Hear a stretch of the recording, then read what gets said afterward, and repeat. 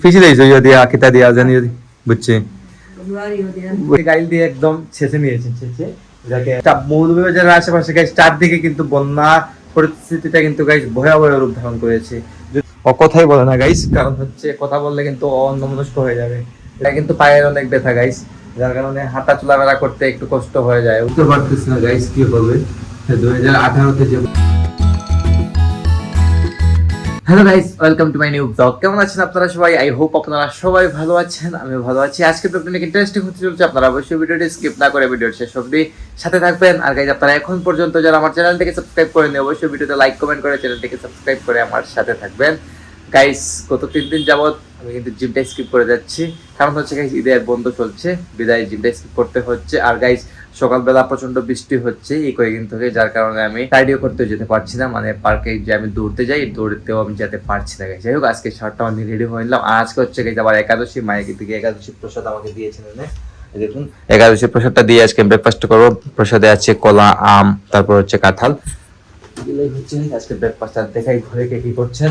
এদিকে গাইস বাবা চা খাইতেছেন গাইস, বাবা শাওয়ারটা নিয়ে চা খেতে বসেছেন। আর এদিকে মা কিচেনে কিরা করো গো।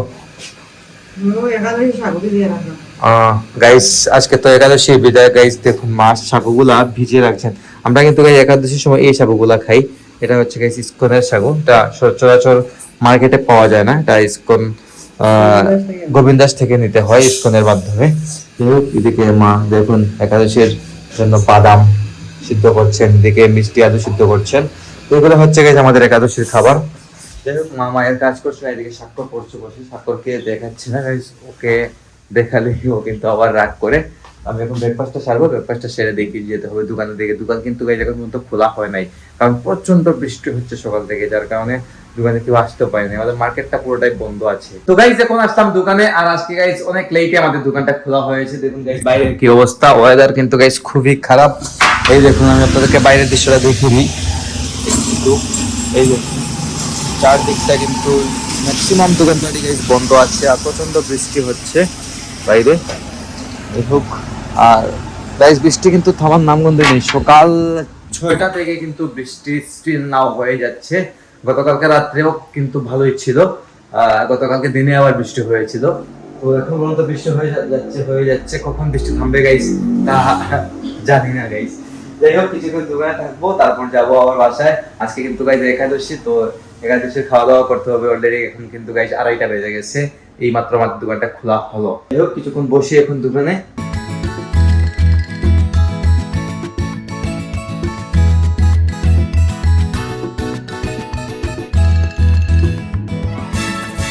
তো গাইস এখন আসলাম বাসায়, আর এদিকে গাইস মা আজকে লাঞ্চে রান্না করেছেন।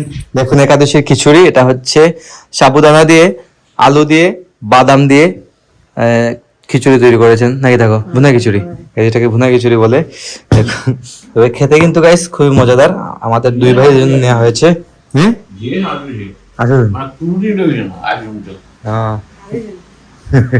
গাইস বাবা বলছে অনেক মজা হয়েছে, কোনোদিন নাকি এরকম হয় নাই মজা।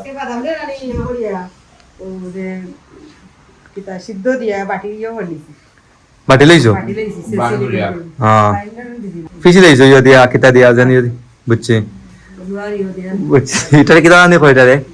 গাইল গাইল গাইল গাইস বাবা যে বাদামকে আজকে গাইল দিয়ে একদম ছেঁচে নিয়েছেন, ছেঁচে এটাকে মানে খিচুড়িতে দিয়েছেন আর কি। তো দেখা যাক খাওয়া দাওয়া করে কেমন হয়েছে। তো guys good morning, this is next day morning. Guys ঘুম থেকে উঠেই চলে এলাম কিচেনে এক কাপ কফির জন্য। আর গাইস আমাদের বন্যার যে অবস্থা সিলেটের পরে কিছু মৌলভীবাজারে বন্যা হওয়ার সম্ভাবনা আছে, কারণ ঘুরতে ঘুরতে যে নিউজটা দেখলাম নদীর পানিটা ক্রমে একটু বেড়ে চলেছে। তো বুঝতে পারতেছি না গাইস কি হবে। 2018-তে যে বন্যা হয়েছিল মৌলভীবাজারে, তা গাইস দেখার মতোই ছিল। যাই হোক, তো কারণ হচ্ছে গাইস বৃষ্টি তো অনবরত হয়ে যাচ্ছে, কয়েকদিন থেকে বৃষ্টি হচ্ছে, রেগুলার বৃষ্টি হচ্ছে, বাইরে বের হওয়ার মতো কোনো স্কোপই নেই। আর মানে দ্বাদশী, তো দ্বাদশী গাইস দেখুন মা ভোগ লাগিয়েছিলেন সকালে 6টা 21-এর ভিতরে পালন ছিল না গনি? 6টা 21-এর ভিতরে পান্না ছিল গাইস। 6টা 21-এর মধ্যে পান্না ছিল। এই দেখুন মা 6টা 21-এর মধ্যে ঘুম থেকে উঠে রান্না করে এত কিছু রান্না করেছেন, রান্না করে গোপালকে ভোগ দিয়েছেন গাইস। তো এখন প্রসাদ মাখানো হবে, সবাই একসাথে খাবো প্রসাদ। তো তো দ্বাদশের দিন গাইস সকালে সবাই মিলে প্রসাদটা খেয়ে গাইস, প্রসাদটা খেয়ে মানে আমাদের দিনটা শুরু হয় আর কি। তো যাই হোক, তো মায়ের দিকে এখন প্রসাদ মাখাবে না, আমি ব্ল্যাক কফিটা নিবো। এই দেখুন গাইস মা কিভাবে প্রসাদ মাখান, এভাবে গাইস প্রতি দ্বাদশীতে প্রসাদ মাখিয়ে আমাদেরকে প্রসাদ দেওয়া হয়। প্রসাদ মাখিয়ে মা রেডি করছে সবার জন্য।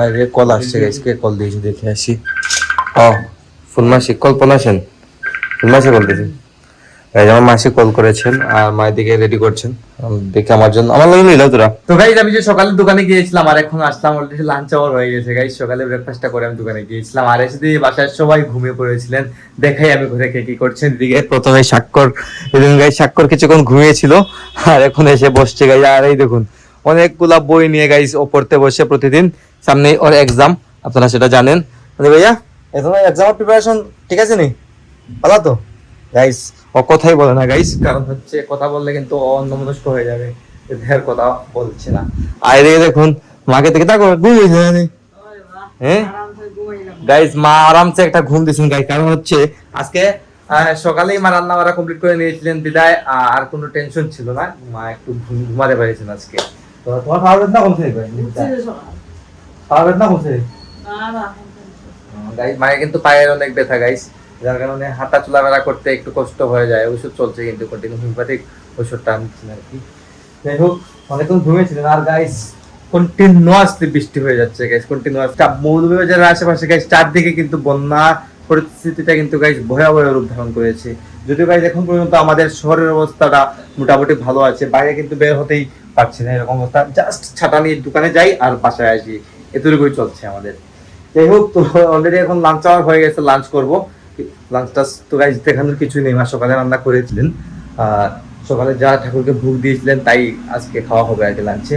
যাই হোক, আর আজকের ব্লগটি আর বাড়াচ্ছি না গাইজ, আমি এখানে এন্ড করে দিচ্ছি। আপনারা আমাকে ফলো করতে চাইলে আমার ফেসবুক ইনস্টাগ্রামে ফলো করতে পারেন, আমার ফেসবুক ইনস্টাগ্রাম লিংক নিচে ডেসক্রিপশনে পেয়ে যাবেন। এন্ড আই হোপ আজকে ভিডিওটি আপনাদের ভালো লেগেছে। ভিডিওটি ভালো লাগলে অবশ্যই লাইক করবেন, কমেন্ট করবেন, শেয়ার করবেন এবং চ্যানেলে নতুন হলে সাবস্ক্রাইব করে আমাকে সাপোর্ট করবেন। দেখা হচ্ছে নেক্সট ভিডিওতে, ততক্ষণ ভালো থাকুন, সুস্থ থাকুন।